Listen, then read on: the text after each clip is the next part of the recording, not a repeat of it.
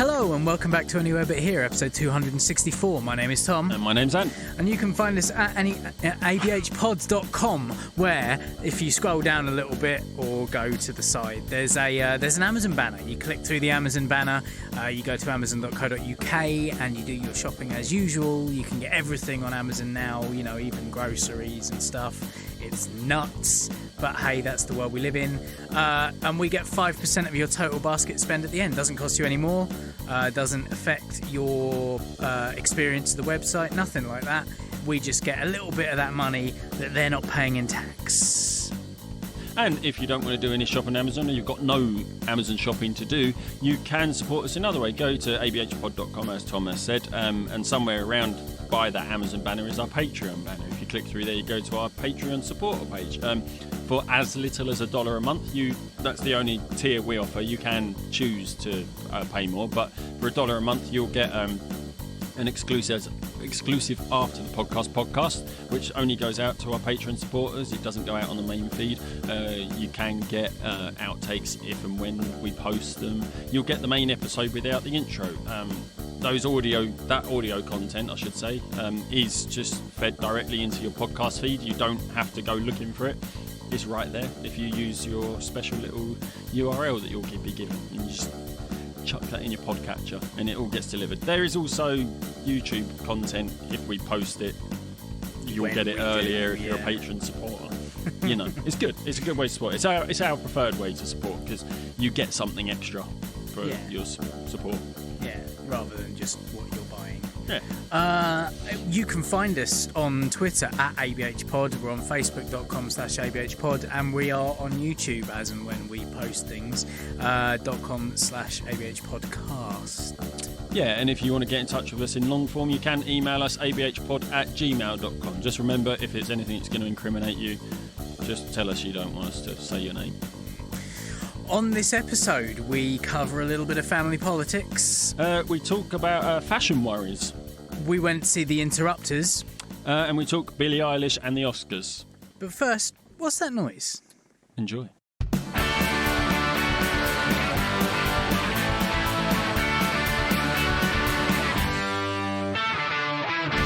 Dennis is raging outside. I can't believe they've named a storm Dennis. The Menace. Oh, is it Dennis the Menace? Well, I don't know. Well, That's the only way that I can figure out that it's actually means anything scary. Dennis. But Kira wasn't exactly. Was it Kira? Yeah. But it was spelt C-I. Yeah, I've got a friend called Kira. Ciara. Do you remember Kira? I remember the name. Horsey. She liked horses. Oh, yeah. Not she looked like a horse. I was like, whoa. Fucking hell, man. No, she was like pole thin, really long hair. Yeah, I kind of remember her, but was she not a K? No, she was spelt like the storm. But then there was C-I-A-R-A. there was a pop star that came out in the early 90s called Sierra, and she was like, "That is not how you pronounce my name." That's how it's spelled. Yeah, but it's a Gaelic name, isn't it? So let's hear Bahan. Yeah. Siobahan Nima Niama Eoin. Yeah. AOF. AEIOF. Yeah. I still don't know how to pronounce that one. Is it Aoife? Aoife. Yeah. It starts with an A. Yeah. Come on. No, it's Aoife. Aoife. Oh, God. Yeah. That's not how they spell it in Final Fantasy. No. Fuck, have you seen the 7... The remake trailer? Yeah. Wow. It's episodic, though, isn't it? Yeah. Which I kind of get. I say episodic. They're releasing it in chunks.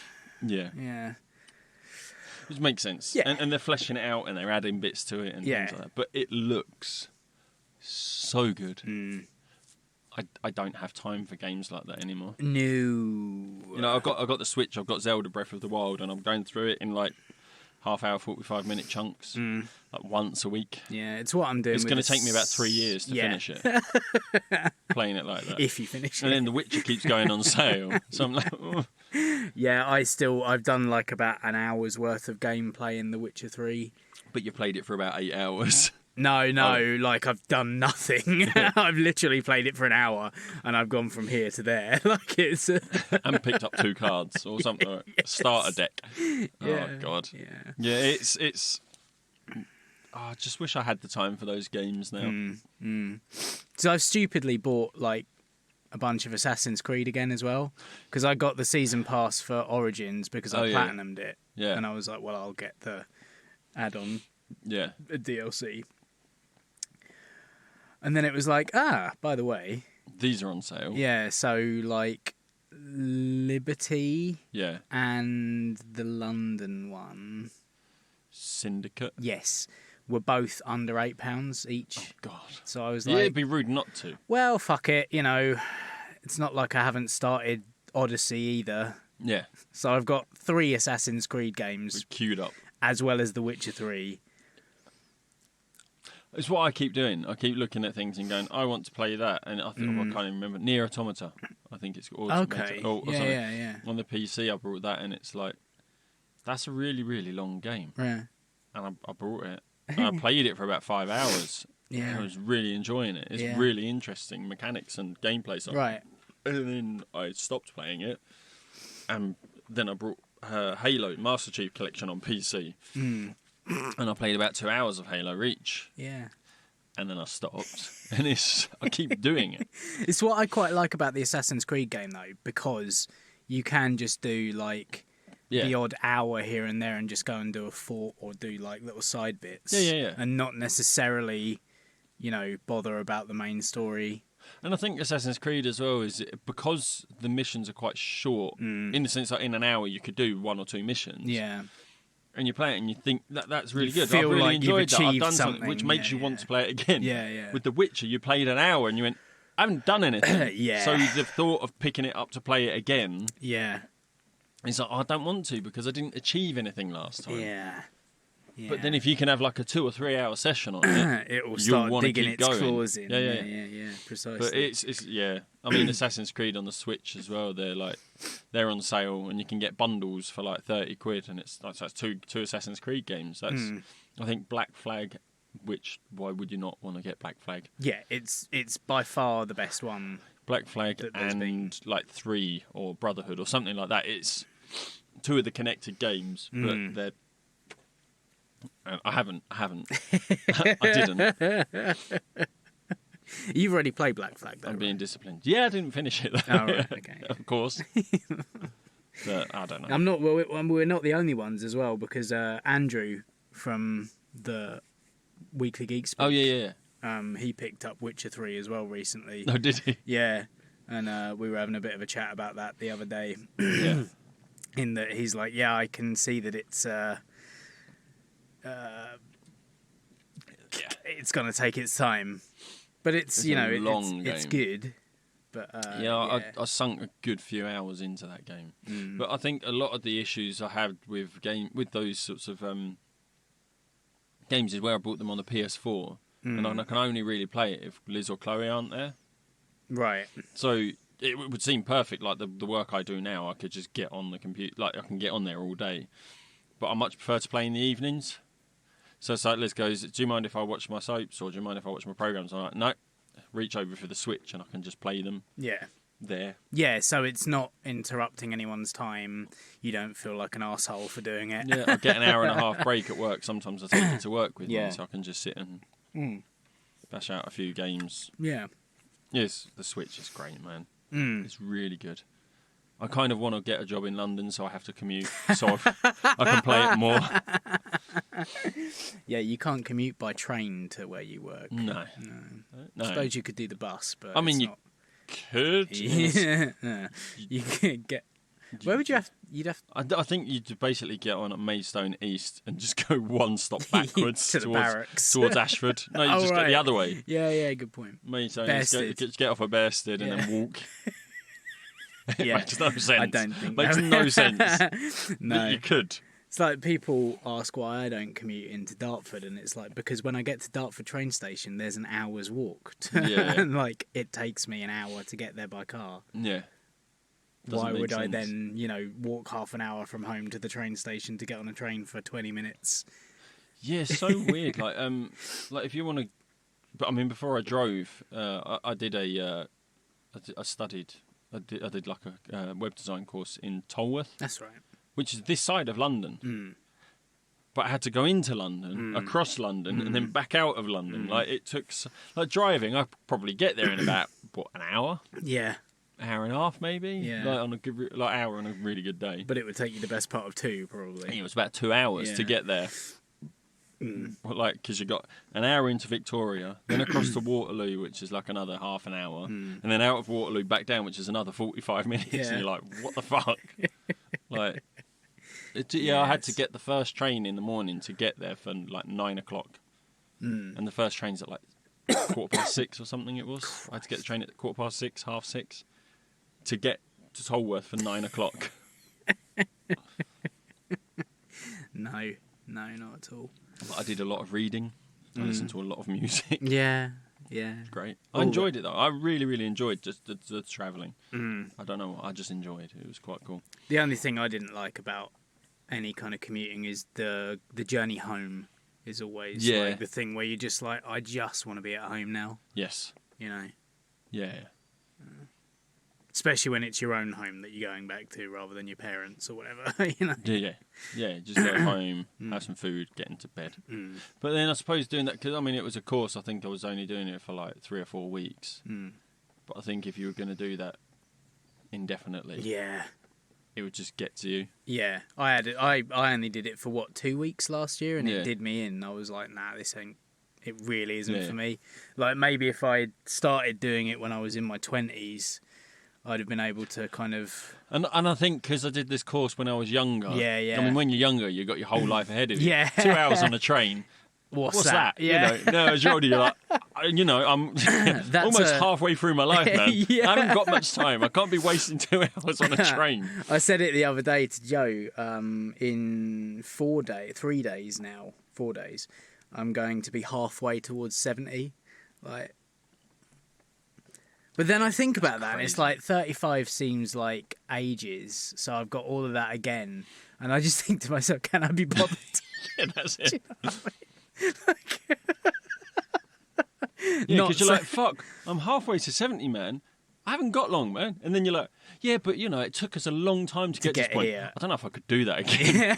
At one point, you're like, fuck, I'm running out of time. The next point, you're like, fucking hell, another Jesus 35 Christ. years. And most of it I'm going to be working long, as well. Man. That was long. I've already been working for half of that time. I'm going to be working for almost all of that time again. Like, not even have the half off like I did in the first half. Yeah, you sort of, your opinion changes on a sort of...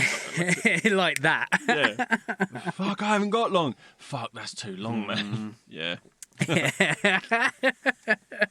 Oh, well.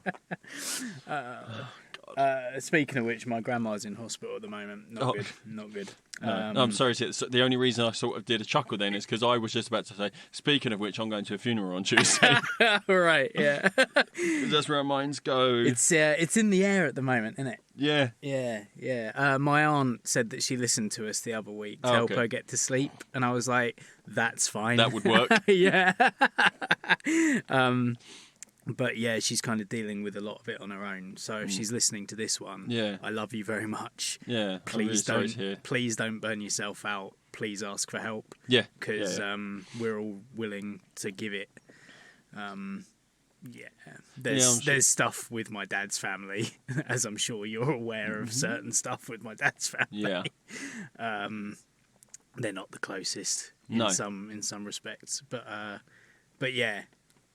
We're there. Yeah. Please use us. Do even if it's just a vent, I suppose. That's exactly what I said. Just to talk. Either come round here or we'll come round to you. We'll get you absolutely fucking steaming. And you can. What you need. Yeah. Alcohol will fix it. Yeah. Well, temporarily. Yeah. Sorry. Temporarily. Right. It's make or break, isn't it? Yeah. But yeah. It's not a nice thing to deal with. I mean. I don't know. Did you see Liz's status the other day where it's about family? Like a year when money comes in. It's been a shit year. Yeah. But she said, like, why is it? It's like when money's involved, you really see your family's true colours really come through. Yeah. Like her mum's having to deal with a lot of that at the minute. Right. Being that she's like executor of the estate. Yeah. There is another executor over in America. Oh, right. He's a stepson, but he's like, it's too far. He can't really he can't do anything with it. So it's kind of like, it's all on her. Yeah, so I think he's dealing with any assets that are left in the States, and then Right. my mother-in-law's dealing with the stuff here. But then the other stepchildren are sort of like, well, why are you going there? Why are you doing that? What do you mean? And then it's sort of like... Yeah, people get very kind of touchy. They want what's owed to them. Yeah. And, I mean, the will is pretty straightforward. I imagine that it is. Pretty straightforward. It's like, the money will be split, or the estate will be split 7 ways. Yeah. That's it. Yeah. There is no special clauses. No. But then you get that awkward bit where, but what about the stuff that's in the house? Because some of it has sentimental value. Yeah. And then you'll get like 2 people wanting the same thing, and yeah. It's horrible. It's horrible, and it's horrific. It's horrible that she has to deal with it like that. And it's And so yeah. Yeah. What fun. Yeah, exactly. What fun. Yeah. I mean, we're quite lucky on my mum's side of the family. Like, the whole family, despite the fact it's quite a large family, gets on. Yeah. Like, everyone's quite level-headed. Everyone just, there's never been a drama in my mum's side of the family. And the more I talk to people, and the more I kind of, people talk about their families and stuff, I realise that that's quite unique. There aren't many families that are really harmonious. No, there's always some underlying thing. Yeah. And even if it's... So we had that issue when it came to our wedding. So on the step side of the family, there are two stepsisters. Yeah. Sorry, they're my mother-in-law's stepsisters, but they are actual sisters to each other. Yeah. So anyway, but so those two had a falling out. Now we spoke to both of them separately, and then when it came to our wedding, it's like, what do we do? And obviously Liz was sort of like, I'm in an own because it's her family. And I was just like, invite both of them, make both of them aware that you've invited both of them. Yeah, and then they it's up can to them, decide isn't it? whether they come or not. Yeah. And it was pretty simple, and it ended up, one of them didn't come. So but it was up to her. She was invited. Exactly. Yeah. But there probably was still that underlying. Well, why did they invite her? It's just yeah. I can't be dealing with that shit. No, I know. Yeah, there's this whole thing about my dad at the moment as well, like, because obviously it's her son, and she has asked a couple of times if Michael has been to see her, and people are like, no one knows where he is, and it's whether or not do we lie to her and say that he came while she was asleep so that it puts her mind at ease, or is that... Yeah. Do you know what I mean? Like, but then on the other side of things, she said to me a couple of times, "Oh, sod him, you're better off without him," all this kind of stuff. Like, he did, like, literally, when he divorced my mum, he divorced his entire family. Really? No one's seen him for 20 years. Bloody hell. There was one, the youngest sister was in contact with him, but even she apparently hasn't seen or heard from him in a decade. Yeah. So, yeah, I told you as well, didn't I? I found out. Yeah, I was just about to ask about that, but I couldn't remember if you spoke about it on here or if we spoke about it. I think you did speak about it on here. I spoke about it on here. Quite a... Because there was... Yes, I did, because there was that thing where I thought about going and burning his house down after I stalked him from work. Yeah. It didn't happen. No. Haven't done it. But because I know you were umming and ahhing whether to go and talk to him just to get closure or something like that, and then... Yeah.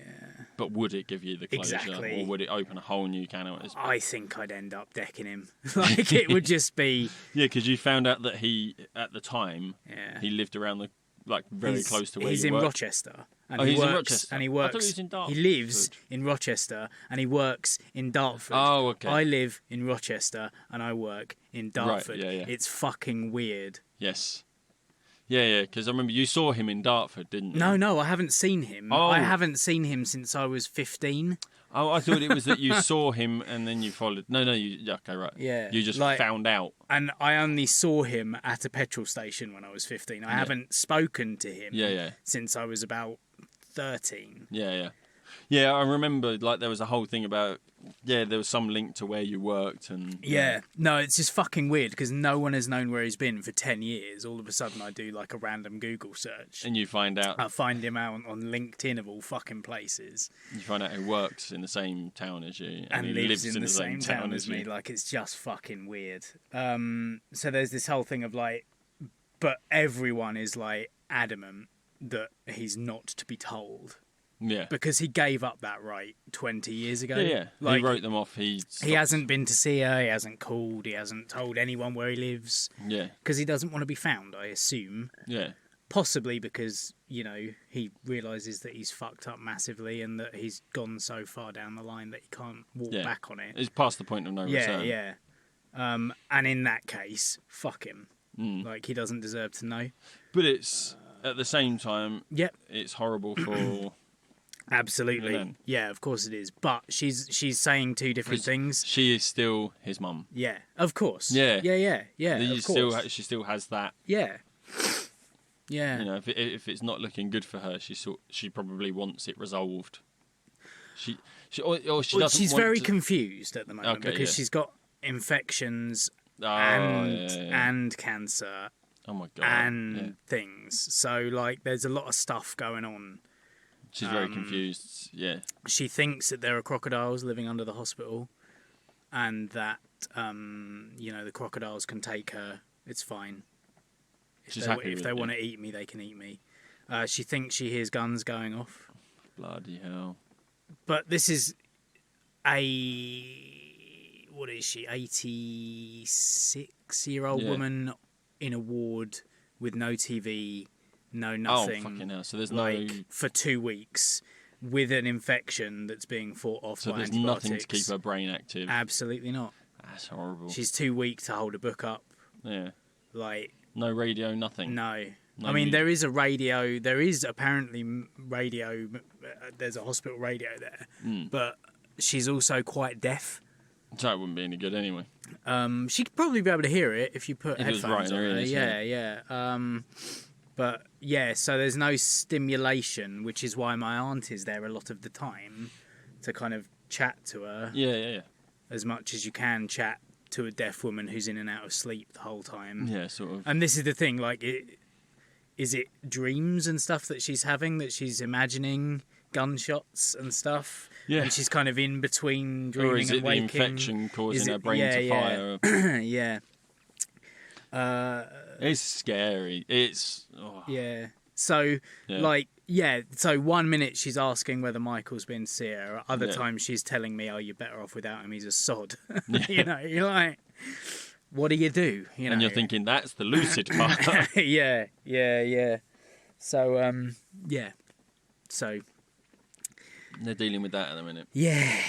And it's heartbreaking. It's hard to see. And, you know, we're at that age now where we're going to see that more often, you know. Like, and it's just the fact that there were little bits of her yesterday as well, where she's being fed, like Teresa's feeding her, and she's got this really rattly chest at the moment, and it's basically infection working its way out, so she's got loads of shit all over her, you know, on her lungs. And so she's like constantly needing water and stuff, and I'm feeding her water through a straw and things, and she's like, it feels like I'm a baby, and it's like, but you got to remember that you looked after all of us. Like, this is the payback. Like, this is what we do. You gave us this kind of treatment and love. That's what we're doing for you. You know? We've got this guy at work. He's, he's only 57. But he's, you know, years and years of antipsychotics. He actually had ECT, the electroconvulsive therapy. Really? Where you get the electrodes. Yeah, he's had a treatment. He's had a course of that. It's very, very, very rarely used these days. It's used for like extreme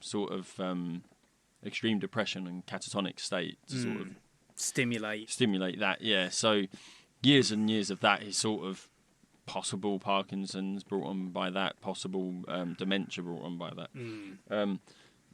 He's very unsteady on his feet. He's quite weak. So he needs a lot of care and attention. And like he sort of keeps himself to himself, and then we go and ask if he wants anything, and he's like, "Are you sure it's not too much?" And then he tries to pay us back, and he goes, "Oh, I don't want to take anything for granted." Like he'll give us his T-shirts, or he'll give us some fruit, or gifts and things like that. No, we don't need to. He goes, "Yeah, but I don't want to take advantage." And I'm like, "You worked your whole life." I said, "This isn't free. You've paid your taxes. You've paid your national insurance. You've paid for this care. You deserve it. You've worked hard for what you've got." And, it's not free at all. You have paid for it for your whole life. Don't think you're taking it for granted. Are you sure? Yes. Yes. We are sure. 100%. It's what we're here for. Oh, I don't want to be a pain. You're not being a pain. Yeah. This is our job. This is what we have to. This is what we're supposed to do. But it's people, isn't it? People are proud, And then he'll tell us that he doesn't want those bum boys anywhere near him. And we're like, you give with one, you take with the other. But by all accounts, his care coordinator, she's been with him for years, has said that he never used to be like that. Right. He was quite accepting of everyone. Oh, right. But the dementia or whatever, it's changing the chemistry in his brain. So he's racist and homophobic now. Right. To the extreme sometimes. Wow. Yeah. Yeah. Tough to deal with. It's really it's sad to see. It's like these medications, yes, they do good. But they bring out. But eventually, weird shit happens after. Eventually, like all medication, paracetamol's great. But you take it for too long, you're going to end up with liver problems. Yeah. And it's the same with all these antipsychotics. They're great. They keep you level and steady. But they are literally changing the chemistry of your brain. Yes. That's what they're doing. Yeah, eventually they're boosting going to have various things. It's unnatural boosting of certain hormones and things. Eventually your brain's going to change. Yeah. Anyway. Yeah. But so that's the sad shit out of the way. Didn't want to do that really. But no. Well, I did. I wanted to talk to my aunt really. Yeah. But there's other things connected, and it's good to talk. Yes, it is. You have to get it out there. Has to come off your chest. Indeed. Yeah. And that's the big thing. So Teresa, please don't take everything on yourself. No. We had a nice weekend, night up in London, didn't we? Yeah, we did. Week? Yeah, that has been since the last one. Yeah. That was very good. Yes. Very good fun. Yeah. Yeah, because we totally forgot about it. As I was leaving, I was like, "I'll see you in 2 weeks." And Joe was like, "No, you'll see him Friday." Yeah. What? Oh, yeah. So, we went up to the Interrupters, didn't we? Yeah. It was good. So much fun. Yeah. We met with Smokey. Yes. Yeah. Smokey booked a really hotel nice, room that I stayed in. Yeah. Because you had an extra bed. Damn it! Yeah, why not? Yeah. It means that you can enjoy yourself. You don't have to worry about am I going to stay through the encore so that I can get the train back. Yeah, I think that does make the difference, and I think that's why now we drove. To Stratford. Yes, because you can just get a tube. Just the tube, and we don't have to worry about the last train. Yeah. We just jump in the car and drive home. Yeah, Joe and I have started doing that when we've gone to gigs now. It's so much easier. Yeah. It's so easy. Yeah. And it's sort of on this trip, as we were on the tube, going into Kentish Town, and I just looked at Liz. I was like, "This is great. I'd love to live on the outskirts of London. Yeah, just easy access to London. Yeah, somewhere like Bromley or somewhere nice. Somewhere with maybe somewhere with a tube. Yeah, Stratford apparently not so good. No, maybe not. Big gang culture apparently. Right. Okay. It looks lovely, but I think underneath. Yeah, gentrification. Yeah. But somewhere outskirts of London. I mean, I think Kingston, whilst it's not in London, has the tube networks and stuff, doesn't it? Does Kingston have access? Or is it an overground 10 minutes away? I can't remember, yeah. But anyway. Because the tube doesn't extend that far south, that's the thing. The furthest south you go is Brixton, isn't it, really? Or Wimbledon, the other side of London. Yeah. Whereas, you can get right the way out to Beaconsfield in Buckinghamshire on the tube. Yeah, and I think Essex has a tube. Access. Yeah, and it goes all the way up to outside of North London as well. For some reason, it doesn't come into Kent, which is a bit annoying. Yeah, I don't know if I'd want to sit on a tube for that long, though. No, but it's that whole thing of the tubes run much later than the trains and more often. There's usually a night service. Yeah. In some places, there's a night service, isn't there? Yeah. Some stations. But anyway. We went to see the Interrupters at Kentish Town Forum. Yeah. Me and Liz popped into the Bull and Gate. Yeah. For a pint. Bull and Gate being a venue that we played. We played in 2009, I think it was. It'll be on that poster, won't it? No. No? No. Okay. Tannentin is. Tannentin. That's so funny. It's called the Tappentin, spelling mistake. No, I think Shooting Star and Dirty South. So Lewisham's there. Did we use the recording from the Bull and Gate on I think Apathyville? so. Hold on, let me search for... Well, let me go onto Spotify and... Search for Welcome to Apathyville. Yeah, Apathyville. There we are. We thought we were so clever with that title, didn't we? Yeah. Oh no, it just says live at the Bull and Gate. It doesn't give a year. I think it was 09 though. Yeah. However, the Bull and Gate is not like it was when we played there. No, I It's had a a real look in as we passed trendy- by. It's a trendy bar now, and what used to be the sort of the venue with the big like the stage and everything is just A big room. it's a big dining room. Right. Like yeah, it's a real shame because it's Yeah. great. I mean, we went in there and they were still playing rock music and stuff like that. Yeah. The good thing is excuse me, if you show your ticket at the bar, you get 10% off. Really? Yeah, Oh right. Okay. that was really cool. That's not So bad. like the guy goes, are you at the gig? And I'm like, yeah. Showed him my phone with your ticket, drink, cool. Took 10% off. Fair play. Food and drinks. Yeah. That was Nice. quite nice. Yeah, and it was an O2 venue, so free cloakroom. Yep. Couldn't get the free drink though. No, that was weird. Yeah. Like, because we were told on the way in, oh, by the way, you can use your priority to get a drink at the bar. Yeah, Which the is why guy I at the went bar up. told us like it Yeah. was free cloakroom, and drinks offers. Yeah. I was like, oh, cool. Excellent. Then we Great. got to the bar and they're like, no. And the bar guy was like, no, actually, if you scroll down, it says excluding here, here, here, and here, and one of them is this place. So, Yeah. Oh, well. Didn't change the fact that It was a great night. yeah, Yeah. really sweaty, and I've come to realise that I will only dance and stuff at ska gigs. Yeah. Like I won't. Other gigs I've been to, I won't really get No. into it, but ska gigs, Yeah. you have to. Yeah. It's so much fun, and me and Tom I mean, attempted to sort of get down. we went into down the, onto the floor. standing area. Yeah, that was packed. So packed. Too old for that shit. Yeah. I constantly had a guy just bashing into me. Why do people do that? I don't know.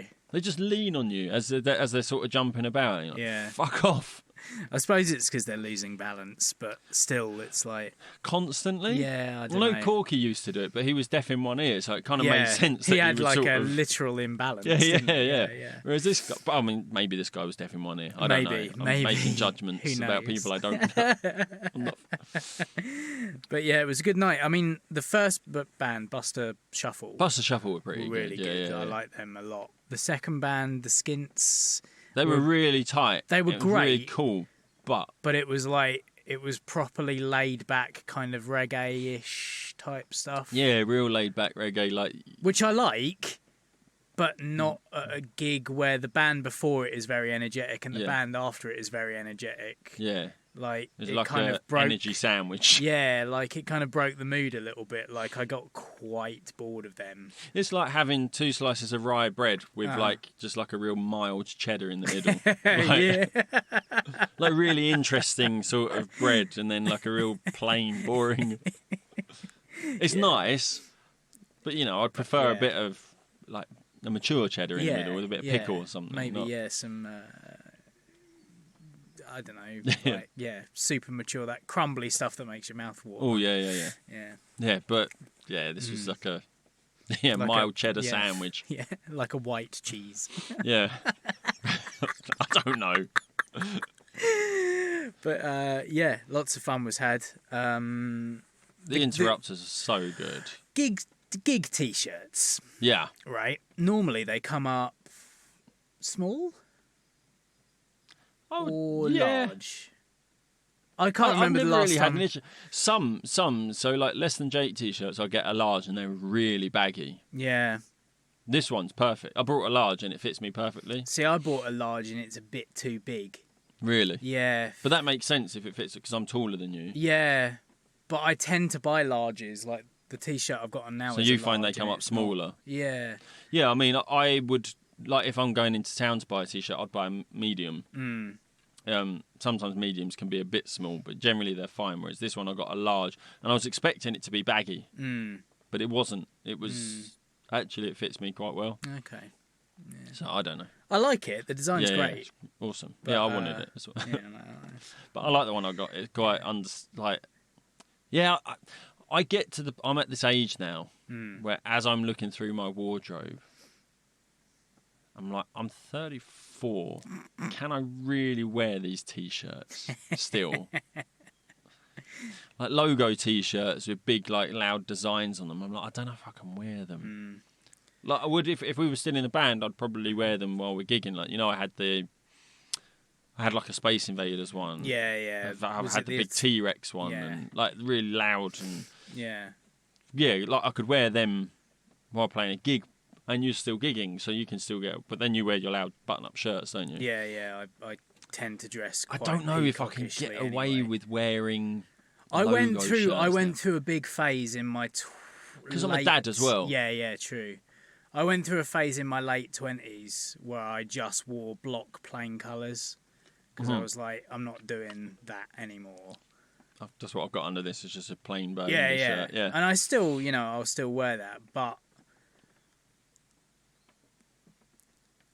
I've got to a point where I'm back gigging again. Yeah. And also, I've chosen a specific style now. Like, this is it. So I have a look now that I didn't have before. And so, like, I got myself a Lonsdale shirt the other day. Really? Yeah, it was a toss-up between the shirt that I wore that night or the Lonsdale kind of red, white and blue check. Right, okay, the big, like, Union Jack thing on it. Yeah. And all that. But I thought, I don't know, I've not got the skinhead yet. Yeah, and with sort of Brexit only just happening, you didn't want to give off the wrong vibe. Yeah. And actually, I got, almost as soon as I got in there, I started talking to you and some girl came over and was like, I really like your shirt. Yeah. And then pissed off. Yeah. So, yeah, like... Yeah, that's it. You got a particular style, and, like, my style seems to be, like, a dad now. Like, I wear brown jumpers. Right, yeah, and, like, at home I will wear, like real fluffy pyjama bottoms and slippers. Can I really go out wearing a band T-shirt? I do sometimes. Don't get me wrong, I will. It's what you feel comfortable in, isn't it? But I'm going more for the muted colours now rather than the real bright things. Like I probably, my long less than Jake one is the Losing Streak one, the grey one, but it's got the big guy from Losing Streak. I get you. Yeah. I probably wouldn't wear that now. I know what you mean. But this Interrupters one, which is grey with like a black design, it's just feet and fight the good fight. I'll wear that. Yeah. It's sort of because it's political as well. Yeah, it's not obvious band merch. Like I tend not to wear specific band T-shirts. Yeah. Or anything like. Mainly because I don't go to gigs anymore, and all the ones that I did have are too small. Saying that, at Interrupters, you remember the shirt I was wearing? Yes. Yeah. My Angela Lansbury shirt. Yeah. Big giant Angela Lansbury face on my chest. So, but I was at a gig. Yeah. So you sort of. Yeah, you're in a more kind of. I didn't get any comments on it. No. I wore it thinking people were like, "Yeah, cool." Like maybe people will get but... it. Yeah. Was it a local band? Or, No. Well, we saw them in Ipswich, so it's the other conspiracy band. It's not 7 Day Conspiracy, who are from Kent. Yeah. Sittingbourne. It's the JB Conspiracy. That's it. Yeah. Yeah. But it's weird, isn't it? I will wear that sometimes. Yeah. I think I wore it to the first barbecue because I'm going to a bar like Adam's barbecue. That's right. Yeah. Because I'm going with film buffs. Yeah. Like people who like. People will know. Yeah. And it gets the like shirt, and then that's it. Yeah. And then I'm just stuck wearing an Angela Lansbury T-shirt for the rest of the fucking night. Yeah, but, I know. I mean, it's all. I don't know. She's a legend. Yeah. I mean, the reason I do it, like, I don't know. I don't know. I've chosen a style, and I'm sticking with it for now. It works for you, though. Until I lose more hair. And then you're going to go proper skinhead look. Yeah. You're going to take it even further. Braces, bother boots. No. Go around kicking some... No. Gonna get myself a little Vespa. Loads of mirrors. Yeah. Who knows? Who knows? You know, Doc Martens. But yeah, I think weirdly, I went through that stage in my late 20s when I was like, I've got to grow up now and get a job. Yeah. And sort out my career. And now I've got my career going. I'm like, let's join a band again. Yeah. And like, I almost feel like, because I met up with some of the old, my secondary school friends recently, and obviously they're all kind of dads and getting married and stuff, and I've not done that. And I almost feel like I probably won't have the perspective that everyone else is having. Yeah. Having had kids and that level of responsibility. However, because of the position Joe and I are in, yes, it's likely that in 7 years, so by the time I'm in my early 40s, I'm going to be mortgage free. Yes. As long as, I don't have too many more blow-ups about food and cooking. Yeah, I'm waiting for you to tell me that was the one episode she decided to listen to. No. However, lots of other people have listened to it, and they have got in contact with me and said that it was the funniest thing they've heard in quite a while. It was funny. And so maybe I should put my relationship in jeopardy more often for other people's amusement. Yeah, why not? I think it's because you're talking about something that everyone is familiar with. Yeah. Like That's it's a universal. It's so relatable. Yeah. Anyway. Yeah. But yeah, so we're in a pretty fortunate position in that respect. Yeah. And there's also a bit of me that's like, I've never had to grow up. So like when your kids are in their teens and they're moving out, and you're gonna have your thing where it's like, I'm gonna get back into music, or I'm gonna get back into whatever it is. I'm like, I was always here, and I'm still here for you. You're gonna be there. Like, finally, thank God everyone's coming back. Yeah. You might all be getting divorced or like what. Yeah. But I'm gonna get my friends back. Yeah. Sorry, it's just a weird thought that I had the other week. It makes sense though. It's like you're just biding your time. You're just waiting. And I'm getting to be a better musician in the meantime. I'm getting to like, Yeah, whereas we're not. We're going to come in. You're like, fucking hell, guys. Catch up. I was always the worst. I was always the least. It's not even the worst. It's like you didn't grow up playing an instrument. I mean, I started playing. I didn't start playing guitar until like, what was I, 10? Like year 6, 10 or 11. I was 21. But but you learned the bass because we needed a bassist, and you're like, I could learn that because Corky decided to, I mean, you wanted to anyway. I had a bass at the time. I'd been playing since the first year of uni. I started in 2005 right. because I was like, I've got a lot of fucking time on my hands, and I'm not going to die of alcohol poisoning. Yeah, so you started learning then, and because you were learning bass, Corky went, I'm going to learn drums. Yeah, that's it. And we just became a smaller, tighter unit. I say tight in the loosest sense of the word. Yeah. It just we were all right. We were good. Yeah. We have far too much, like, put ourselves down way too much. Yeah. Anyway. Yeah, Daniel's son has just contacted us on Facebook. Yeah. Because you always comment on his episode podcast. Yeah, like we haven't.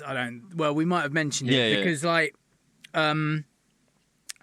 we've been trying to get him on for like 2 months. And every time we're like, yes, we can do it, and I'm like, no, we can't do it because things keep cropping up. Yes. It will happen, and it's going to have to happen soon because we keep talking about it. Yeah. But yeah, like if you don't know Daniel's son, who's been on the podcast a couple of times in the past, he's got his own podcast now because he was talking to us when he came in and did the podcast. He was talking to us about like wanting to do a podcast, and we were like, you should, because you're interesting, and you can definitely do it.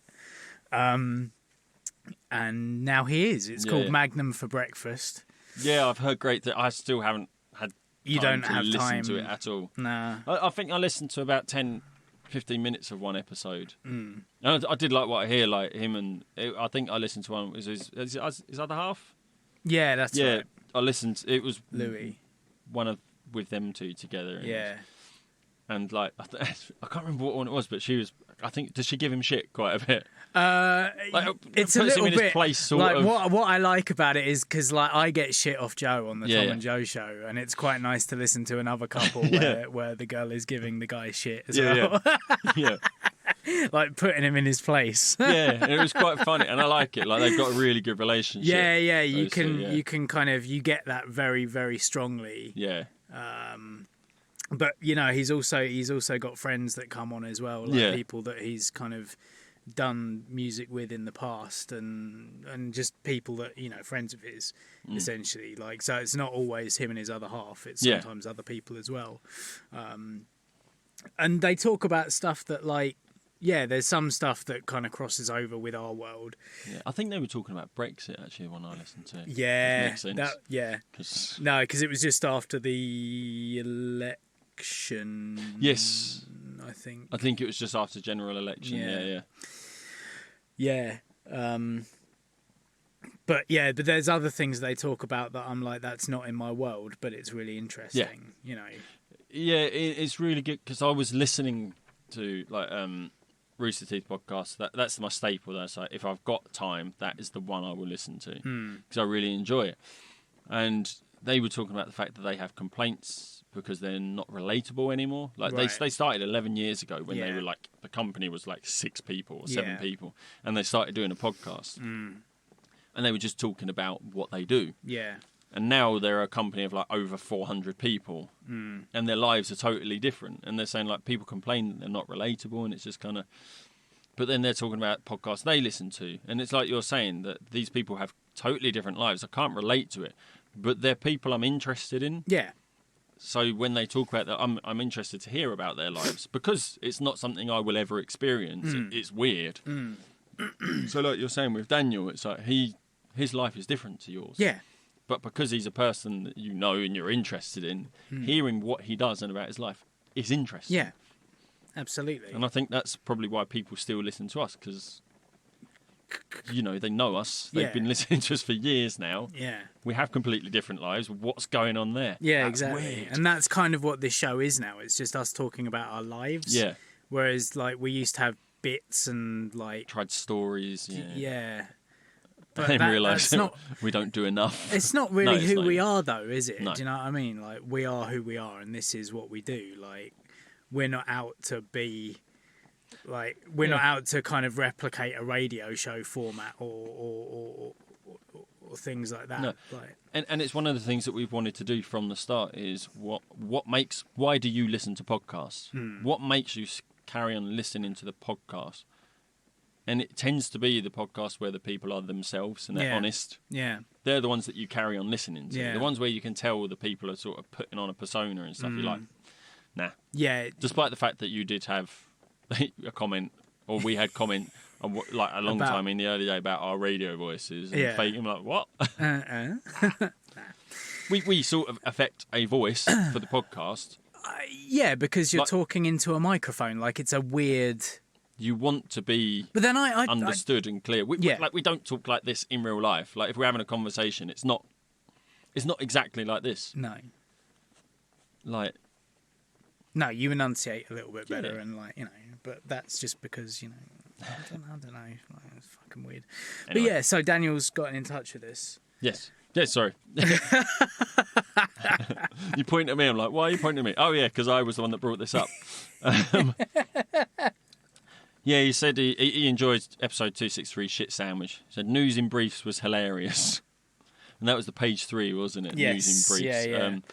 Your point, Ari, being... How do you say that? When you're reading that out... I just say Ari, yeah. Okay. Your point, Ari, being progressive and warm and accepting with the Olympics was a good shout. I'm reading that. I'm like, I can't remember what we said about the Olympics. We were talking about the difference between like this year and 8 years ago when we were hosting the Olympics and how it felt like such an inclusive time. Yeah. Oh, good. Yeah, that was a massive point. Yeah, good point. Yeah, that was a very good point, Daniel. You're right. I completely completely forgot about that, yeah. Something he'd never considered. He was sort of 18 or 19 at the time, so out in pubs and clubs for the opening and closing ceremonies and didn't appreciate its significance. I think a lot of us took it for granted. But I think it's one of those things in hindsight now seeing how the country is now. Yeah. You can see how important that was. Yeah, absolutely. But yeah, at the time we did take it for granted because that was our country. We were inclusive. That is what we did. Yeah. Now we're like, can we have that again, please? Can we go back to that, yeah. please? Yeah. I don't think any of us realised quite how significant it was at the time. Because we've always grown up in quite a progressive, like, you know, when I was going to school, racism wasn't like a huge thing. No. You know, some of the sort of kids from other cultures and stuff probably did get a bit of shit, but not to the point where they were sort of getting attacked. No, certainly not. But yeah, so we've always grown up with the country getting more and more and more progressive and accepting. You know, EastEnders with the first gay kiss. Yeah. And like seeing the headlines at the time, like people complaining and pull this. Well, that guy, he was on Scroobius Pip's distraction pieces this week. Michael, someone or other. One of the actors. The actor who did the kiss. Yeah. And he set up Stonewall. Right. With Ian McKellen, you know, the kind of. I suppose it's the charity for gay and lesbian people. Oh, okay. It's a massive organisation. Yeah. It's a name I have heard. I don't actually know what it did. That's what that blank look was when you said it. I was like, and yeah, that's a really interesting listen. Really? Because he goes over the Piers Morgan thing, and yeah, he's just had quite an interesting life. He's now like a lord. Because of the work that he did with Stonewall. Oh, okay. Yep. Fair. Yeah.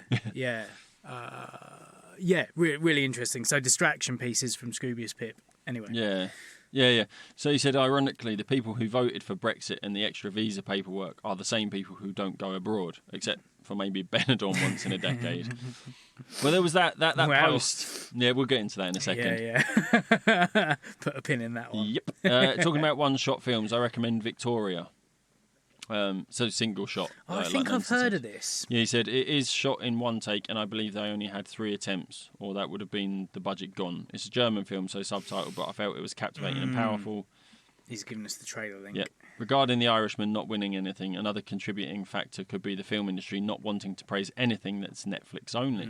That's a very good point, actually. Yeah. And we do need to go over the Oscars. Yeah. Like, definitely need to go over the Oscars. Or the Academy Awards, I should say. Indeed. Yeah. I think there's definitely a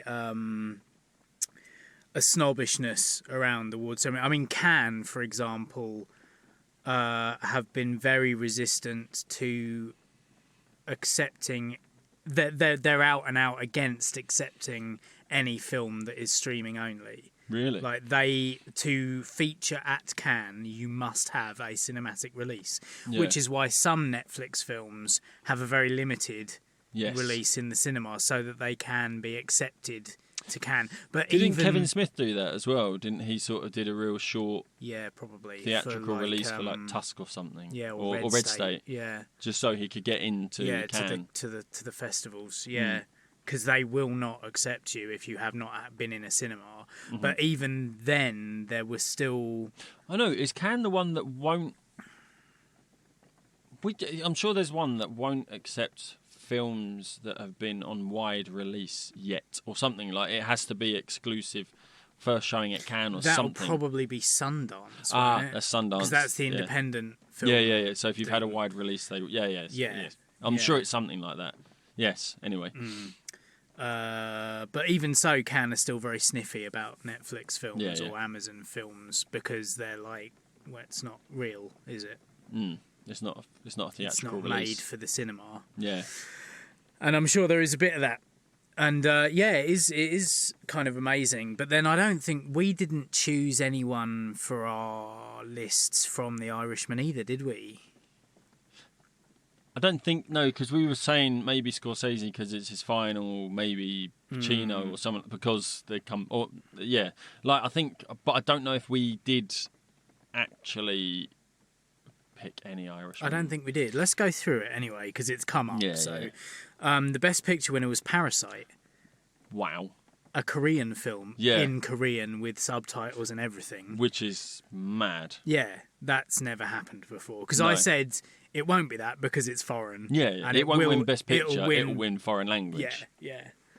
Which it did. Which it did. Which is like, wow, it won both. Which is very rare. Yeah. That a foreign language film has won Best Picture, and it's either one or the other. Yeah, yeah. So we chose Joker or Once Upon a Time in Hollywood. Once Upon a Time in Hollywood. I think it was Once Upon a Time in Hollywood. 'Cause- Or 1970. Oh no, we went 1917, didn't we? Because it's historical. It's historical. It's all shot in made to look like it's one shot. Yeah, I'm sure it was 1917. It won the BAFTA, Yes, but not the Academy Oscar. Award, which is really rare. Yeah, because normally, as we said last time, the BAFTAs is a really good indication Of what's gonna. of what's going to happen at the Oscars. Yeah. But yeah, So we were wrong with that one. not this time. We Not were off as on obvious. that one. You got the best actress, Yeah. Renee Zellweger for Judy. Yeah. Well, I mean, you agreed with that as well, didn't you? Yeah, But because it was- again, it's old Hollywood. Yeah, it's Judy. Yeah, Like, yeah. Like, she was the only one there playing a real life person who also happens to be an absolute icon in Hollywood. give it to her. We got best actor as well, Joaquin Phoenix. For Joker, because it was just such a.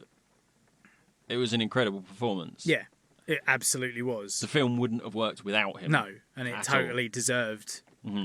Like, out of everyone there, I'm like, I don't see anyone putting in a performance like that. No. Like, that was a performance and a half. Yeah, but but the strange thing is, it's like the winners for like performance don't usually win it because of their performance, do they? Like the best actors, it's not usually because of their performance; it's usually because of who they are. Yeah. But so it's a bit rare, and it's strange. It's the second time that somebody's won the Academy Award for playing Joker, isn't it? Second. That's what said second. Oh, yeah. So Sorry. Heath and Yes, Heath and Joaquin. Yeah, Yeah. it's becoming a thing if you play the Joker. But you've got to do something special, like a really great performance yeah. or die. Yeah. But he also gotta be gave an incredible performance. But to be fair, You got to be dead. no, Yeah. Heath gave a great performance. It was. as It was well. a great wasn't Joker. amazing. Wasn't I it? was Yeah. just making a joke. Yeah, I know. don't Yeah, like I get that. it. I get it. I'm with you. But Don't yeah. hate me. 'Cause, I mean, it didn't work for Jared Leto though, did it? Playing Joker. Anyway, I'm still really tempted. he's see a that. really he's a great character, but it's Yeah, not. It's not the Joker. But it is a fantastic character. Like, Yeah. I love the character. Yeah. But anyway, Yeah. that's So what it is. We and, did supporting. supporting actress was Laura Dern rather than Kathy Bates. Yeah, I think we were umming and ahhing Yeah. over Laura Dern and Yeah. Kathy Bates, weren't we? Yeah, because you know Saoirse Ronan. Johansson, Oh, that's a Scarlett. Pugh, Yeah, or yeah. Robbie. Like, it was Oh, a yeah, it really could have that been any was of them. that was the hardest one. That's of the it, lot. because Florence Pugh was one we were sort of like, is it going to be her because she's up and coming? Is she Yeah, going to be yeah. like the next Jennifer Lawrence Yeah. sort of winner? But no, No, Laura Dern for Marriage Story. Still haven't seen it. because We Laura Dern. got supporting actor right as well with Brad Pitt. Yeah, because you were saying he was a Like, absolutely the best thing standout about performance. Yeah. But then I've heard he played Brad Pitt in it. Well, he's just cool. Yeah, Like, his speech was great. yes, He was so nervous about saying that because politically he charged. won the BAFTA as well, and wasn't at the BAFTAs, but sent a message. Who read it out? Oh, I can't remember who read it out. Anyway, at the BAFTAs, he was like, "Oh, I'm really happy to win this award. I'm going to call it Harry because I'm bringing it home to the US." Yeah, that's really good. I like that. But yeah, so the Oscar that he won, he said something like, "I've only got 25 seconds, which is 25 more seconds," or yeah. something like it was real politically charged. Yeah, but then he made it personal as well, where he was like, Oh, you yeah. know, made it all about his kids and stuff. Yeah, like it that, was a which fantastic speech. Because Joaquin's was very, very passionate and about like Yeah, anti-Trump, like he went on a kind of veganist thing as well, and like save the environment and climate change. Yeah, and it's weird. It's weird because like these are rich people, and when rich people are complaining about someone that should benefit them being in office, there's got to be something wrong. Yeah, I mean, from the flip side of that, it's like uber lefty liberal people kind of pushing their lefty agenda, like making them out to be one of the people when actually they're massively rich. Yeah. You know, I never quite know which way these things fall. Cultural appropriation. Yeah. So I'm never 100% like, oh, well done for making that really brave speech. It's like you're an actor. You're paid to make shit up all the time. Yeah. You're paid to pretend. And hey, you've just won an award. And they've got to pay for those statues. Is that right? Yeah. I didn't know that. If they want to take it home, they've got to pay for them. Really? Yeah. Wow. So it's like, well done, you've won an award. Like Give us $1,000, money please. to have it on your mantelpiece. Yeah, and you can, apparently, like, you can sell them. Like, they could sell those awards on eBay to sort of get the money back, but they had to give the Academy a first refusal or something. Really? They have to offer to sell it back to the Academy first. Okay. If they don't want to keep hold of it. Yeah, That's it's bizarre, weird. Isn't it? That's so strange. Such a weird, Best director, I think we were going to give it to Sam Mendes, weren't we, for 1917, because it was directed to be like a one-shot. Or did we go Scorsese, or did we go Quentin? I can't remember. I don't know if we went for the director of Parasite because... I don't think we did. I can't remember. I'm sure we ummed and ahed over that because obviously he's like the only... We should have written it down. So I think because he was the only minority, I think we were ummed and ahed over it, but then you sort of went, but he is the only minority, so he's not going to win it. Yeah. Which he did. Yeah. Got that wrong. Yeah. Which is, it's quite nice though. Yeah. Like, it's really good. Absolutely. Yeah, I still haven't seen it yet. Because of this, it makes me want to watch it. Yeah, I've not read anything about it, and I've heard that knowing nothing about it is the best way to go and see it. Yes. Loz sent me a WhatsApp. Yeah. Like the day after we recorded, being like, "Oh, I've just listened to your Oscar thing," and he in his hand was like a ticket to go and see Parasite, and he was like, "Go and see it." Right. Okay. I'm not saying anything. Yeah, just go and see it. Yeah. And the last one, best animated feature.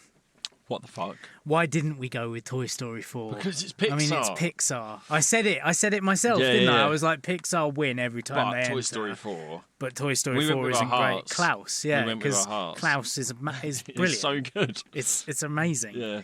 But, again, Netflix only, is it not? Yes. I'm sure Klaus is Netflix only, which sort of backs up what Danielson was saying. But, yeah, so I heard a thing, it's like, obviously, you can sort of predict what is going to win Best Animated Feature Film, and it's basically whatever the people who votes kids liked. So Pixar's always going to win. Yeah. We should never bet against the mouse. No, the House of Mouse always wins. Yeah. We should have... We've been being told that for years you know. Never bet against the mouse. Yeah. Yeah, it's weird Toy Story 4 winning. But hey, there's that. Have you seen any of the other bits that came out of it? So, for instance, Taika Waititi trying to find somewhere to put his statue. No. Did you not see that? No, GIF? I didn't. No. Oh, it's so good. It was Brie Larson. It's on her Twitter feed, and it's sort of like laughing faces. She filmed Taika Waititi just tucking his statue under the chair in front of him. I didn't see that. Trying to find somewhere to put it. It was really good. It's really funny. Brilliant. Brie Larson's great. Like, if you look at her Twitter feed, she's actually really good. She's funny, yeah. And she's really interactive with all the fans and stuff like that. So she did like a film called Unicorn Store. Yeah. And like loads of people send her, and it's like, by all accounts, like she loves that film. So anytime someone tweets her, like they've cosplayed as her character from there, like she's retweeting it and commenting. Right. Like she's really... She comes across all right. Yeah. She's really cool. Like, I know a lot of people complain about how sort of feminist and, but she's, why not? Yeah. But no, she's really great. But yeah, she put up that GIF. Did you see the Steve Martin and Chris Rock skit? That was really awkward. Yeah. This is why... So forced. And Yeah. they're genuinely funny people. Yeah, it's because there's so much constraint around it. They can't have anything that would offend, but they need to point out the fact that... But it's weird. It's like the Academy have gone, yeah, we know there's not much like representation of like women in the director category and like black people and stuff. So we've written these jokes poking fun at ourselves. If you could read them out for us. Yeah. Like it felt like that. Oh, absolutely. Yeah. Like it wasn't the commentary that was written by Steve Martin and Chris Rock God, at all. no. I mean, yeah, those people are professional comedians. They know. There was that comment. It's like, oh yeah, there's definitely something missing from the director category. And then Chris Rock's like, vagina? And it's like... and you can just see, like you can just feel like all the women in the audience going, ugh. Because that's really quite chauvinistic. Yeah. Saying it like that. It's horrible. Yeah. It just felt so forced and awkward. No one was laughing. No. No one was because laughing. It's not funny. Like, I know I'm not a huge fan of Ricky Gervais, but what he does at the Golden Globes is quite good. Genius. Yeah, I don't like him. Yeah. I really don't like him. Right, okay. But he's quite funny because it's like... Because it's... you can just feel like... pointing out, again, he points out the hypocrisy of it. Yeah. And you can feel like the producers in the booth just like, oh, God! But yeah, I don't know, like... The Oscars take themselves so seriously that when they start making jokes about themselves, it never lands. No. It's just awkward. It's I just they and for the last couple of years they haven't had a host. No. So why the fuck put people up there at all? Why put Chris Martin and Chris Rock? You just have the there? voiceover person going, this person, that person. Yeah. Here's the award. Yeah. Like, don't do an opening thing. Just put have a singer on. Have a dance troupe do sort of acrobats or something. Yeah. Like have that open the show, because the BAFTAs is really good for that. They have like a midway through. Like this year was nuts. The acrobatics. It was Cirque du Soleil. Okay. And it was all done without. It was just people. Like there was a woman being thrown around by like four men. Yeah. It was ludicrous. Like it must be on YouTube. Yeah. It probably was would be. amazing. Like, and it was just like she was being catapulted into the air, flung around. Like it was, there were no safety. Like, but England's like the home of variety. Yeah, I like, suppose it's so. what we do. Yeah, maybe. But maybe they need to take a fucking leaf. Out of our book. I mean, when they do the Tonys, really cool. Really, like the way they do the Tonys. I can imagine. Like just I love musicals. So yeah. Just but the way they do that is great. And like Neil Patrick Harris is generally like he presented for quite a few years, and James Corden. Yes, we don't like him, but he is a lover of musicals, so he really puts. He's into it. Yeah. And it's great, and they have performances from all the different shows and things like that, and it just feels great. But yeah, the Academy Awards, man. Yeah, there's just something, because they're so stuffy. Eminem came out this year. That was weird. And singing a song from 2007. But that was because he won an award for that, but he wasn't there to accept it. So this is kind of like his... But it was 12 years ago. Yeah. Like... It's weird. And yeah, but it was in a section about past winners of... I have no idea. I think it was in a section like past winners of this award, like best song. Right. Original song, and then he popped out. Yeah. For a song that wasn't on any of his albums from... But it's from a film. It was from a film, yeah. But then film. He won the Oscar for that song. Yes, that's it, yeah. But then he only sang like... sort of like 40% of the words. Right. Like a lot of it's backing track. He seemed really out of breath at the end of it. But you know, the man's nearly 50. Yeah, but he's just dropped a new album, hasn't he? Out of nowhere, incredible. Which was really fucking good. Anyway, but then you saw parts of it were and parts of it weren't. But then he's like, as he's performing, like Martin Scorsese's in the audience, like, what's this? Looks really confused. Billie Eilish looked really confused. Yeah. Like, who's this old man? Yeah. Because, you know, she's 18, 19. Yeah. Like, did you hear her rendition of Yesterday? No. Over the montage of death? No. Is it good? I've not heard it. Oh, okay. Okay, I need to listen to that. Yeah. Yeah. That because everyone expected her to sing the Bond theme. Right. But was she singing it live? Yes. With the montage she was going there singing to a piano. Wow. Was it Phineas? I think it was, yeah. You're gonna need mine. Possibly. Oh no, you can do your laptop. Sorry. Yeah. Let me put my hotspot on quickly. Maybe we don't make money off of it. Fuck it. No, exactly. We might have to stick a little mark in this bit to edit, perhaps. But yeah, no, it's incredible. Okay. She's killing it at the minute. It's her year, you know. Now, I found out some interesting things about... So this is the Billie Eilish portion of the podcast. It has to happen every episode now, apparently. Apparently, yeah. Her brother, Phineas, is a songwriter. Yes. His mum is a singer-songwriter. Yes. They are both actors. Yes. They did a film together, Dad's like an independent actor film. or director or something. Yeah, as yeah. well, So his mum is a writer / director, actress. She wrote a film, independent film that he acted in with her about music. Yeah. He was also in Glee. Yes, that's right. Yeah, yeah. I didn't know any of this, man. Like, yeah, I did a small... So I thought these were like people that just came out of nowhere. Yeah, but apparently not. No, you know, it's... Still, does not take away from what they've achieved. No, absolutely not. Yeah, I've got it on my phone. You've got it on your phone? Yeah. Steven Spielberg introducing it. Oh, yeah? Was it? I didn't see that, but yeah, probably.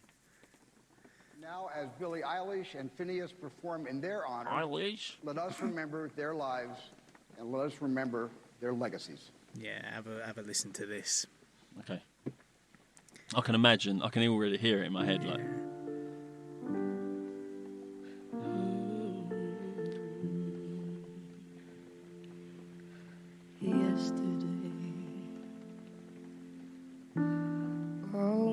Trouble seems so far away.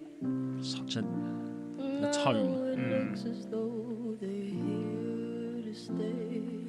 Oh, I believe in yesterday. Suddenly, Can't watch it. I'm not half the Not with this song going. No. There's a shadow hanging over me. Oh, yesterday came suddenly. Why she had to go, I don't know. She wouldn't say.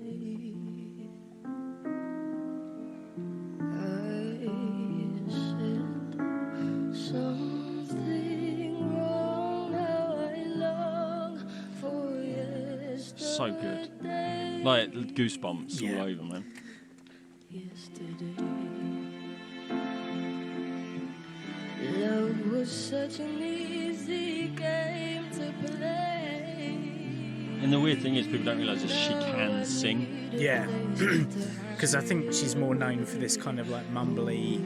The dark sort of, and it's a real dark tone, but it's warm. Yeah, it's like, it's a whisper, but it's not a whisper. Like, it's got tone to it. Like, yeah, the breath is... Yeah, yeah.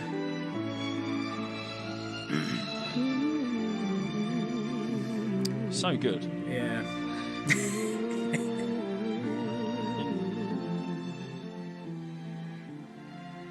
But, yeah, so there's that. And the Bond theme came out this week as well. Like...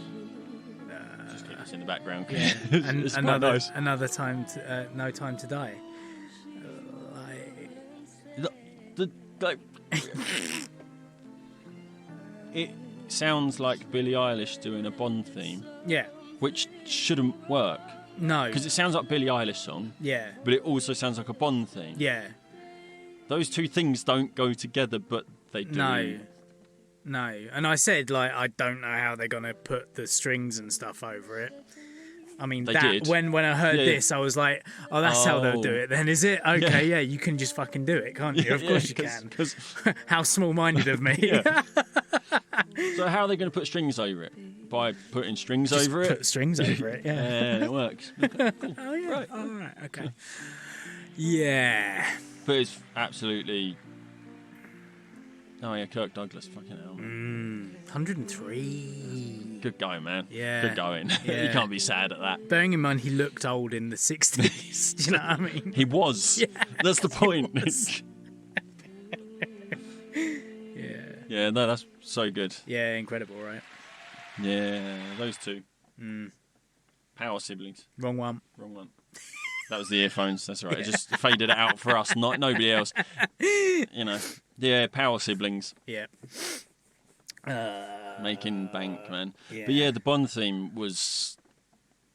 I think I saw... Somebody tweeted it out. That's right, I've muted it. Yeah. Somebody tweeted it out, and then basically... Let me see if I can find it. Because it just... They tweeted it, and I was like, oh yeah, that's released. So I went and looked for it and listened to it, and I was like, wow. Like... Come on. It wasn't too far away. So it said, new Bond theme is with the... Okay. Like the okay, but like perfect, Symbol, good. yeah. I think it's used in terms of... Yeah. Meets all the requirements of a good Bond theme. Strings to the max, absolute belter of a note. Says the name of the film in the song, Bondy Vibes. Yeah. Because that's the thing. It's like exactly it. It's a got- lot of the Bond themes from the Daniel Craig ones, Yeah. in fact, none of them have mentioned the name of the film in them. Casino Royale was You Know My Name, Yeah. which didn't mention Casino Skyfall? Royale. Skyfall did, yes. Skyfall Yeah. is the only one, though. What Because was- Quantum of Solace was that Jack White, Alicia what was Keys the Sam Smith one? one. Writings on the Wall, Oh, yeah. And it which didn't say mention that. Okay. Spectre Yeah. at any point. So, yeah, it's only the this second one of definitely 5. does. Yeah, yeah. And the reason it works so well as well is because the Daniel Craig Bonds are darker, aren't they? Them, and this is a darker theme. Yeah. When I read that absolute belter of a note, and I was like, I know Billie Eilish can do it, but I want to hear it. And it's not range-wise, it's not like a real high note. Yeah, she but hasn't it's a real gone up. strong. Yeah. It's a solid. Yeah, it's like, not belter of a note. It's not screechy. No, Yeah. but it's a solid. Yeah. And it's one. Yeah. Just the one. Just the one. That's all it needs, and it's when all the strings build up, and it's a great Bond theme. Yeah. And when was it released? Yesterday? No, it was Friday. I listened to it while I was at work, so it was either Thursday or Friday. Yeah, and I think on that day, because I sent it to you. Yeah, yeah. Had you heard it before that? No. Okay, so I sent it to you after I'd listened to it 3 times. Right. I think I listened to it another 2 times that night. I listened to it yesterday. Oh no, it was Friday. Yeah, was Friday. I've listened to it quite a few times because it's good. Yeah, I listened to it a couple of times while I was at work. I like Billie Eilish. I have to say it now. Yeah. Man. Like, This came up last night or the night before when we were listening to music and stuff, and I was like, "Oh, have you heard the Billie Eilish Bond song?" And Joe Yeah. was like, "No, have no interest." And I was like, "Oh, it's a shame because, like, you know." It's and really she was good. like, "Since when have you liked Billie Eilish?" And I was like, "Well, Blame man. yeah, yeah," because she was like, when we were watching the Glastonbury highlights, you fast forwarded through it, and I was like, "Yeah, I hadn't really listened to it." Yeah. But actually, Just undeniably talented, the Yeah. pair of them, really, you know. have you seen the video to Everything I Wanted, Billie Eilish? No. Have you heard the song? Yeah. Yeah. That's probably my favourite Right. song of hers. It's so good. The video is like, oh my god. And when you like lyrically as well, you listen to it, and when you hear the story behind it, and it's like Right. she woke up from a nightmare or something, like where she dreamt she jumped off the Golden Gate Bridge. Like the song is her dream, where nobody gave a shit and stuff like that, and it's then she went and found her brother and he spoke to her, and like what she's saying in the song is actually what happened. Yeah. Like the part where it says there's a part where and you said to me, as long as I'm by your side. That part, he actually said that to her. Right. Like, mate, Yeah. she's putting everything out there on the plate for What you. I like about her, though, is that she's like an anti-pop star. Yeah. Like, the songs are anti-pop. They're so dark. Like, and you've got all these kids listening. Yeah. But they're so dark and... Like, in our day, they would have been described as emo. Yeah. Like, and people would have turned their nose up at it. Yeah. But these days, I think... Yeah, like, I distinctly remember times, oh, what are you listening to this depressing shit for? Yeah, precisely that. Because when we were growing up, music was much more tribal. Yeah. Like, people literally dressed how they listened. Yeah. There was a post about the 90s, and know? it's just all this weird... Yeah. People are actually wearing stuff like NSYNC and that wore in their music videos, which no one in their right mind would walk down the street wearing that. No. It's a costume. Yeah. But people were wearing it. Yeah. Like, tracksuits, you knew people were listening to hip-hop or pop or garage. Yeah. Or it was tracksuits or jeans and smart shirts and Reebok Classics. Or Nicholson shirts with the collar turned up. Yeah. Von Dutch hats. Yep. FC UK. Yeah. Brands. Yeah. Anyone with a band T-shirt with baggy jeans, Grunger. chains, grungers. You had goths who were more obviously just all in black and the long trench coats. Yeah. There were the skater kids who were in the baggy jeans, 3/4 shorts. Oh yeah. Socks pulled up. Yeah, DCs or etnies on Yeah, their feet. yeah. And it was like, you knew what people listened to by, generally speaking. by what Watch they Clueless. Yeah. They point it out in there. Whereas, like, one of the things the internet has done and Spotify and things like that have done has made it like there are no genre. Genre isn't really a big deal anymore. Like, I brought up the end of work on Fridays, we can sit around and have a beer. Yes. In one of the boardrooms for the last half hour if we want to and have the time to. And I did a few weeks ago. And something came up and Slipknot came up in conversation.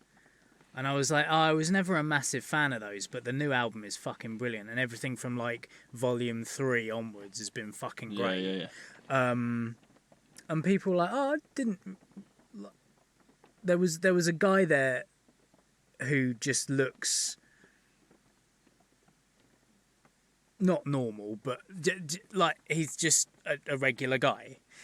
And he was like, oh yeah, he was like, I went to see Slipknot. I really like their music. And like people were like, you don't look like you're into Slipknot. And he was like, I am. Yeah. Like, it's just, but equally people weren't like, ugh. Yeah. Do you know what I mean? Like, they were just going, I didn't know you like... But then we're adults. Yeah, but there are also... There's still adults that will judge you. There are also 18 to 20-year-olds sat around that table as well, making absolutely no judgment. Do you know what I mean? It's nice. Like, yeah. Well, we got a guy at work, one of the patients, residents, whatever. Anyway, he will, like clockwork, generally comes out of his room 5:30, 6 o'clock. Sticks the TV on because it's when the living room's empty and he wakes up. He wants to come out, just spend some time out there. Normally he spends his time in his room with the radio on his TV radio station. But he will come up, flick through music channels incessantly until he lands on something he likes. 9 times out of 10 he'll be like, stop on some hip hop. Or some old sort of trance music or techno, something like house music, even from like 90s house music. Like Prodigy, he would stop on that sort of thing. But he'd also stop on like Dre or Tupac. Right. And then one day I went, let's see what's on Kerrang! And it was Slipknot. Right. And he left it on. Okay. Oh, do you like Slipknot? He's like, yeah. It's funny, isn't it? Because growing up, it was like...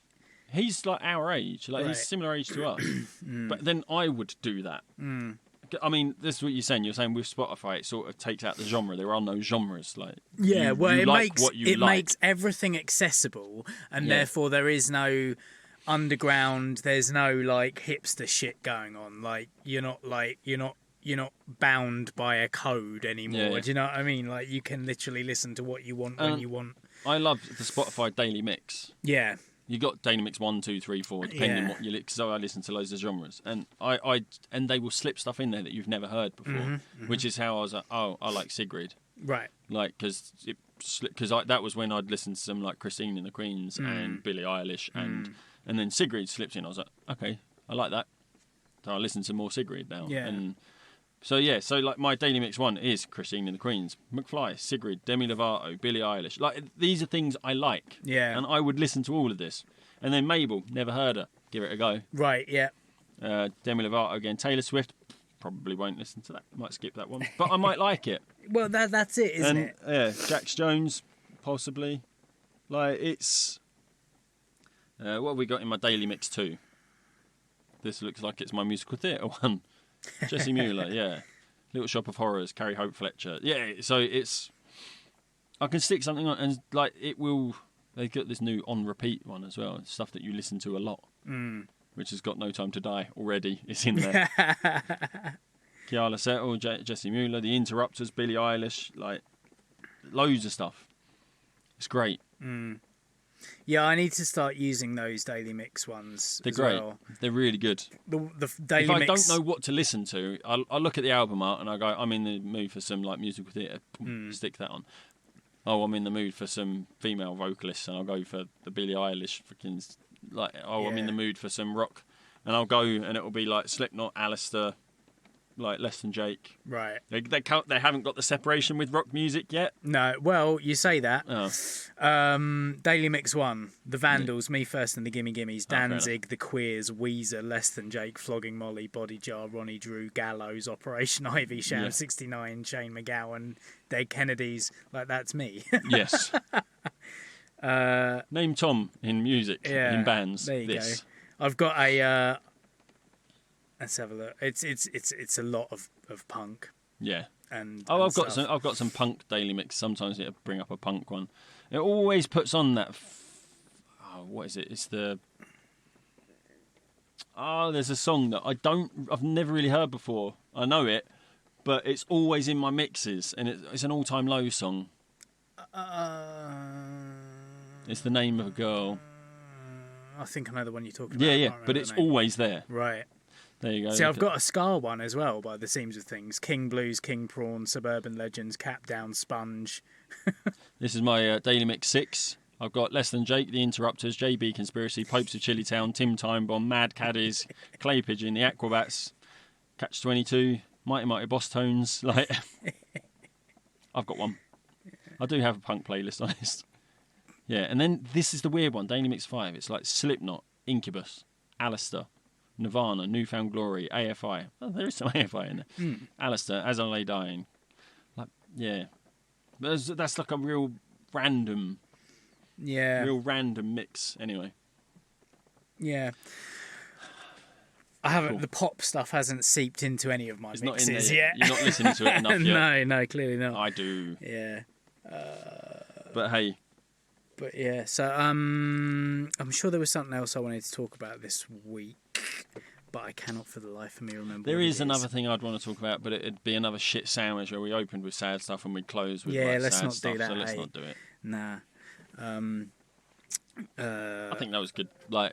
Yeah. Fuck. Bugging you. Yeah. I'll remember it as soon as we turn the mics off. We'll turn it off. I'll go to it. I'll come back down. You go, I remember, and then I'll press. Maybe. I'll cut the end. Yeah. But until I can remember, or until next time, I have been Tom. And I've been Ant. Bye! Hello, and welcome back to Anywhere But Here, episode 2. No. 624? No. 264. 264. 624. We're in the future. Hello, and welcome back to Anywhere... Oh, for fuck's sake, what's going on? Anyway. Oh. Yeah, and if you don't want to do your grocery shopping on Amazon because it seems a bit weird, although, you know, you do Tesco online shop, don't you? Yeah. Or Asda, so... I'm not going with that one. That was weird. That was so weird.